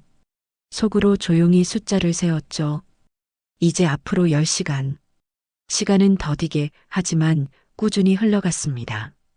저는 하루 종일 소파에 앉아 마치 곧 다가올 제 운명을 예감하는 사람처럼 창밖만 하염없이 바라보았습니다. 제 인생이 주마등처럼 스쳐 지나갔어요. 남편을 일찍 여의고 홀로 재훈이를 키우던 고된 시절, 재훈이가 처음으로 엄마라고 불렀을 때의 벅찬 기쁨, 아들이 어여쁜 색시를 데려와 제게 소개해주던 날의 흐뭇함까지요. 그 모든 행복했던 기억들이 오늘 밤이면 산산조각이 나거나 혹은 새로운 희망으로 다시 태어날 것이었습니다. 저녁 7시가 넘어서자 재훈이가 퇴근하고 돌아왔습니다. 그 얼굴은 아침보다 더 어둡고 수척해져 있었죠. 아마 제 문자를 받고 하루 종일 고민에 시달렸을 거예요. 은비는 그런 재훈이를 보자마자 미리 준비라도 한 듯 서류 뭉치를 들고 나타났습니다. 여보, 잘 왔어. 마침 법무사 사무실에서도 사람이 왔네. 이리 와서 앉아. 이제 정말 끝내자. 은비의 말대로 거실에는 처음 보는 남자가 한 명 더 앉아 있었어요. 법무사라고 했지만 그 역시 은비가 돈으로 매수한 사람일 가능성이 높았죠. 은비는 재훈이를 소파에 앉히고 그 앞에 어제 그 사기꾼 의사가 써준 소견서와 후견인 지정 신청서를 펼쳐놓았습니다. 자, 여보. 여기에 도장만 찍으면 돼. 그러면 이제 어머님은 우리가 합법적으로 모실 수 있게 되는 거야. 더는 망설이지 마. 이게 우리 모두를 위한 최선이야. 은비의 목소리는 꿀처럼 달콤했지만 그 안에는 서슬퍼런 독이 숨겨져 있었어요. 재훈이는 떨리는 눈으로 서류와 저를 번갈아 쳐다보았습니다. 아들의 눈동자 속에서 수만 가지 감정이 폭풍처럼 휘몰아치는 것이 보였어요. 사랑, 의심, 죄책감, 연민, 그리고 혼란까지요. 여보, 뭐해? 빨리. 은비가 재촉하는 순간 재훈이는 마침내 결심을 한 듯 인주를 손에 쥐었습니다. 은비의 입가에 승리의 미소가 번졌죠. 저는 그 모습을 조용히 지켜보았습니다. 그래, 재훈아. 너의 선택을 보여줘라. 너가 믿는 진실이 무엇인지 엄마에게 똑똑히 보여줘. 재훈이의 손이 천천히, 아주 천천히 서류 위로 내려가고 있었습니다. 제 인생의 모든 것이 걸린 그 찰나의 순간, 시간은 마치 영원처럼 길게 느껴졌습니다. 이제 곧 모든 것이 끝날 것이었습니다. 재훈이의 손가락에 묻은 붉은 인주가 하얀 서류에 닿기 직전, 바로 그 찰나의 순간이었습니다. 거실의 모든 공기가 팽팽한 긴장감으로 응축되어 숨쉬는 것조차 힘겹게 느껴지던 바로 그때, 제가 입을 열었습니다. 지난 몇 달간의 연기를 모두 걷어내고 제 본래의 맑고 또렷한 목소리로요. 잠깐만. 제 목소리는 크지 않았지만 그 안에 담긴 힘은 거실의 모든 소음을 압도하기에 충분했습니다. 재훈이의 손이 허공에 멈췄고 은비와 법무사의 시선이 동시에 제게로 향했습니다. 그들의 얼굴에는 믿을 수 없다는 표정과 함께 불길한 예감이 서리기 시작했죠. 어머님? 지금. 은비가 당황해서 말을 더듬었어요. 저는 소파에서 천천히 몸을 일으켰습니다. 늘 구부정하고 힘없던 모습은 온데간데 없고 허리를 꼿꼿이 편 제 모습은 그 자체만으로도 위압감을 풍겼죠. 저는 멍하니 저를 쳐다보는 아들과 며느리를 지나쳐 텔레비전 앞으로 걸어갔습니다. 그리고 품속에 숨겨두었던 작은 USB 하나를 꺼내 들었죠. 이 서류에 도장을 찍기 전에 모두에게 보여줄 것이 있습니다. 우리가 진실이라고 믿는 것들이 과연 정말 진실인지 함께 확인해 보는 것도 나쁘지 않을 것 같아서요. 저는 침착하게 텔레비전 옆면의 USB 포트에 그것을 꽂았습니다. 리모컨을 들어 외부 입력 버튼을 누르자 화면에는 USB라는 글자와 함께 제가 준비한 영상 파일 목록이 나타났습니다. 저는 망설임 없이 첫 번째 파일을 선택하고 재생 버튼을 눌렀어요. 거실의 대형 텔레비전 화면 가득 익숙한 풍경이 나타났습니다. 바로 저희 집 거실이었죠.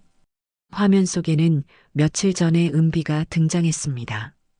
은비는 소파 위에 놓인 제 보석함을 발견하고는 주위를 두리번거리다 조심스럽게 그것을 열어젖혔습니다.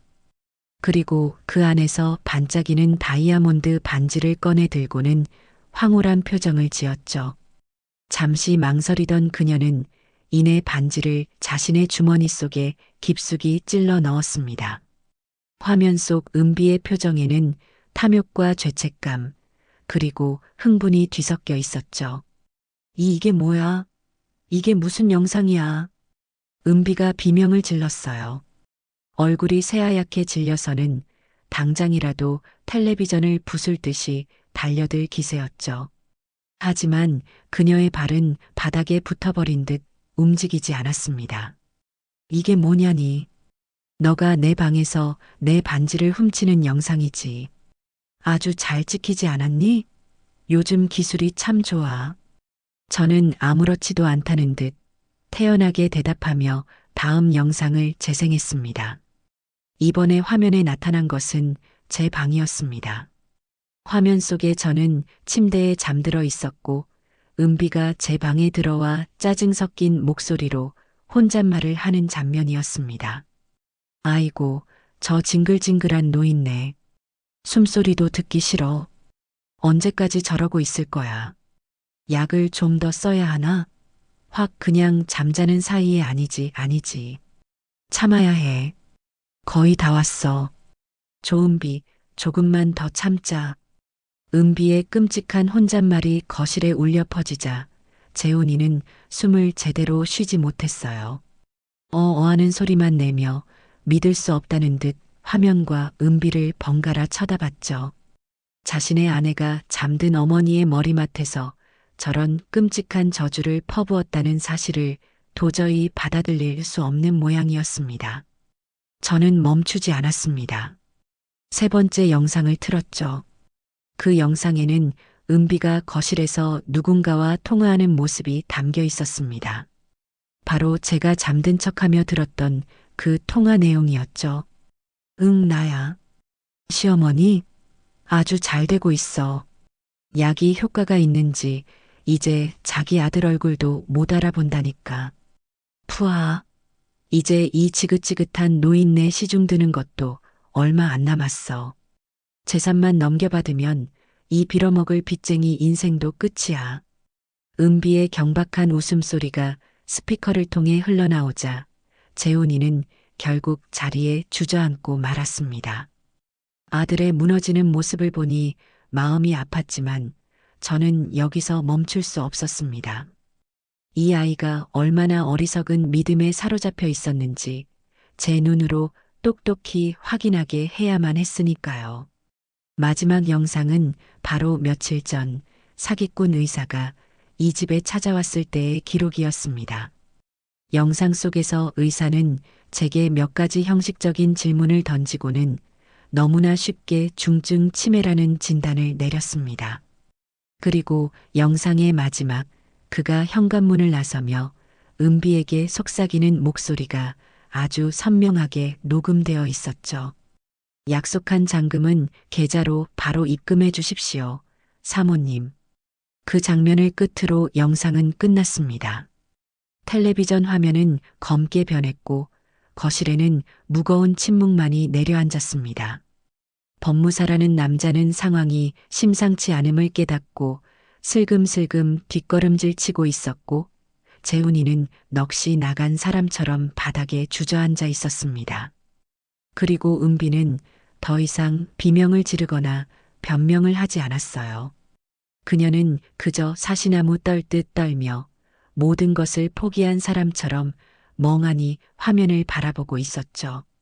자신의 모든 죄악이 만천하에 드러난 그 순간 그녀가 할 수 있는 것은 아무것도 없었습니다. 저는 리모컨을 소파 위에 내려놓고 천천히 은비에게로 다가갔습니다. 그리고는 그녀의 눈을 똑바로 쳐다보며 말했죠. 제 목소리는 얼음장처럼 차갑고 단단했습니다. 이제 알겠니, 얘야. 너가 그토록 원하던 진실이 바로 이거란다. 너는 나를 정신 나간 노인네로 만들고 싶었겠지만 유감스럽게도 나는 단 한순간도 정신을 놓은 적이 없단다. 너의 모든 말과 행동을 이 머리와 가슴에 똑똑히 새기고 있었지. 너는 나를 속였다고 생각했겠지만 사실은 처음부터 끝까지 내 손바닥 위에서 놀아나고 있었던 거야. 너의 그 더러운 탐욕이 결국 너 자신을 집어삼키고 만 거란다. 제 말이 끝나자마자 타이밍을 맞춘 듯 현관 초인종 소리가 울렸습니다. 딩동하는 그 소리는 마치 지옥의 문이 열리는 소리처럼 혹은 심판의 시작을 알리는 종소리처럼 거실 안을 서늘하게 파고들었습니다. 초인종 소리에 은비는 마치 전기 충격이라도 받은 듯 몸을 부르르 떨었어요. 저는 그런 며느리를 잠시 내려다본 뒤 직접 현관으로 걸어가 문을 열었습니다.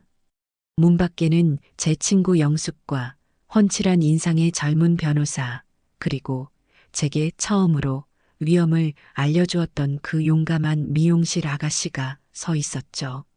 어서들 와요. 마침 무대가 아주 근사하게 준비되었거든. 제 말에 세 사람은 고개를 끄덕이며 집 안으로 들어섰습니다. 갑자기 들이닥친 외부인들의 모습에 은비는 이제 공포에 질린 표정으로 뒷걸음질 쳤어요. 아들 재훈이는 여전히 넋이 나간 채 바닥에 주저앉아 있었고요. 법무사라는 남자는 이미 꽁무니를 빼고 사라진 뒤였습니다. 영숙은 거실 중앙으로 걸어 나와 은비를 향해 차가운 목소리로 말했습니다. 조은비 씨 맞으시죠? 저는 하명자 여사님의 오랜 친구이자 이번 사건의 조사를 도운 사람입니다. 그리고 이쪽은 하 여사님의 법률 대리인인 김 변호사님, 이쪽은 증인이 되어주실 분입니다. 영숙의 소개가 끝나자 김 변호사가 앞으로 나서며 서류 가방을 열었습니다. 조은비 씨, 지금부터 당신이 하명자 여사님께 저지른 범죄 혐의에 대해 말씀드리겠습니다. 잘 들으시길 바랍니다. 변호사는 서류 한 장을 꺼내 들고는 아주 또렷하고 힘있는 목소리로 읽어내려가기 시작했어요. 첫째, 절도죄. 당신은 며칠 전 하명자 여사님의 방에서 시가 1,000만 원 상당의 다이아몬드 반지를 훔쳤습니다. 이 행위는 명백한 절도에 해당하며 앞서 본 영상이 그 증거입니다. 물론 그 반지는 가짜였지만 은비는 그것이 진짜라고 믿고 훔쳤으니 절도죄가 성립된다는 것이 변호사의 설명이었어요. 둘째, 상해죄. 당신은 수개월에 걸쳐 함영자 여사님께 의사의 처방 없는 전문의약품을 고의적으로 복용시켰습니다. 이 약물은 심각한 인지능력 저하와 기억력 감퇴를 유발할 수 있는 향정신성 약물로 이는 명백한 상해 행위에 해당합니다. 여기 약물 성분 분석 결과 보고서와 당신에게 약을 공급한 병원 관계자의 진술서가 있습니다. 변호사가 또 다른 서류 뭉치를 테이블 위에 올려놓았어요. 은비의 얼굴은 이제 하얀색을 넘어 파랗게 질려가고 있었죠. 셋째, 사기 및 사문서 위조 미수. 당신은 금전적 이득을 취할 목적으로 의사와 공모하여 함영자 여사님께 허위 진단서를 발급받았으며 이를 이용해 하 여사님을 금치산자로 만들어 재산을 편취하려 했습니다. 이는 명백한 사기죄에 해당하며 소견서를 위조한 것은 사문서 위조 미수죄가 추가됩니다. 여기 당신과 의사 김재준 씨가 돈을 주고받은 계좌 이체 내역과 두 사람의 통화 녹취록이 있습니다. 증거가 하나씩 나올 때마다 은비는 숨을 제대로 쉬지 못하고 헐떡거렸어요. 그녀가 쌓아 올렸던 거짓의 성이 눈앞에서 와르르 무너져 내리는 순간이었죠. 마지막으로 존속 협박 및 학대. 당신은 함영자 여사님께 상습적으로 폭언을 하고 정신적으로 학대했습니다.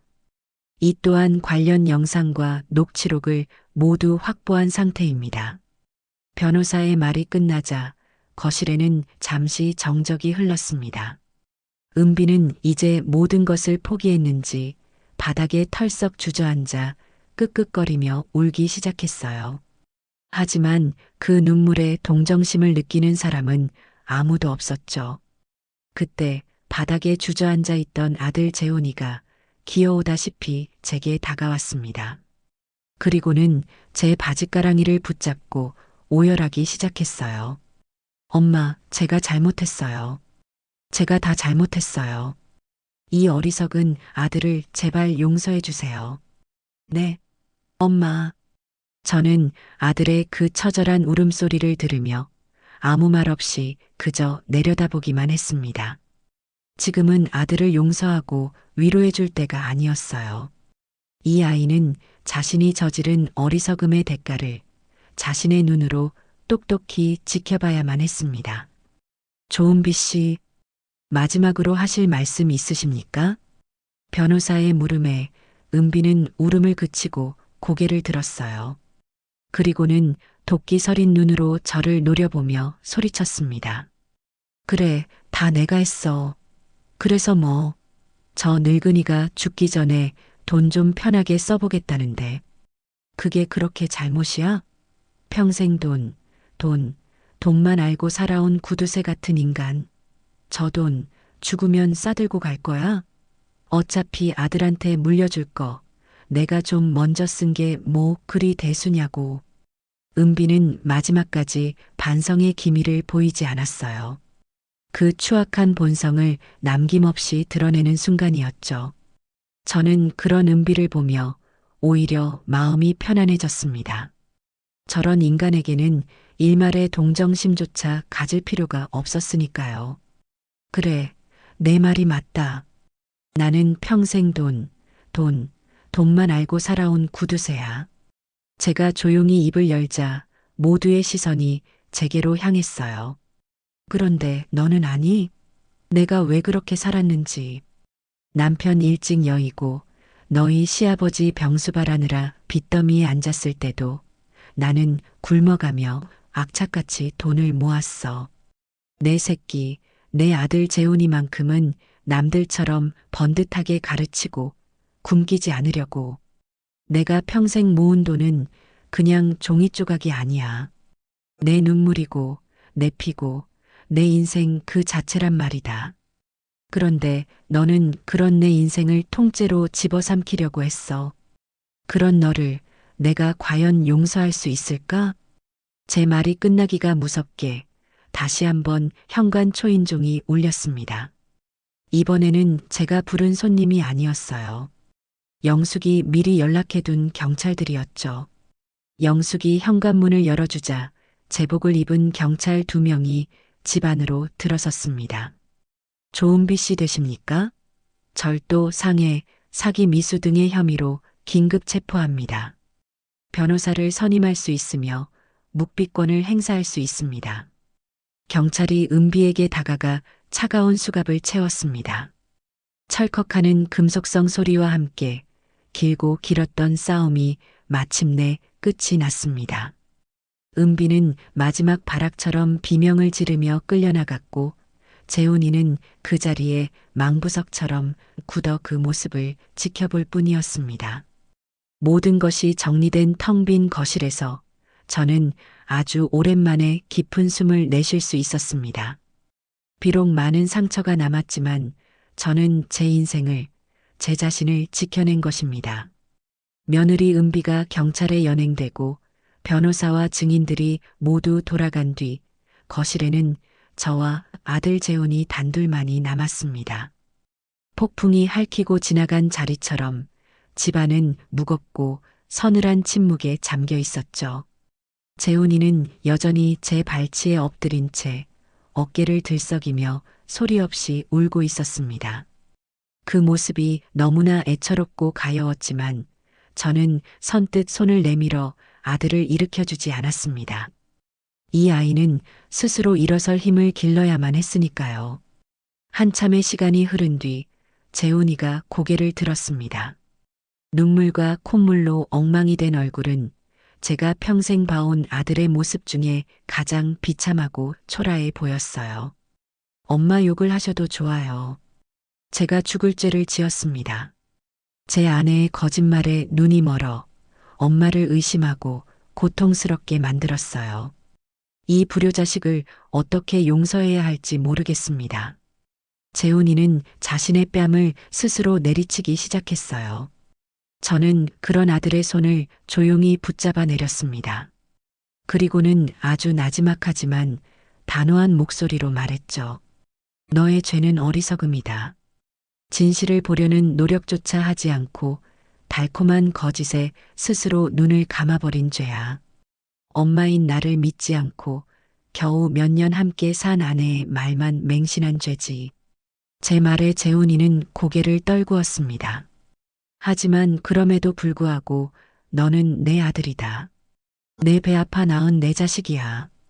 그래서 나는 너를 용서할 생각이다. 엄마.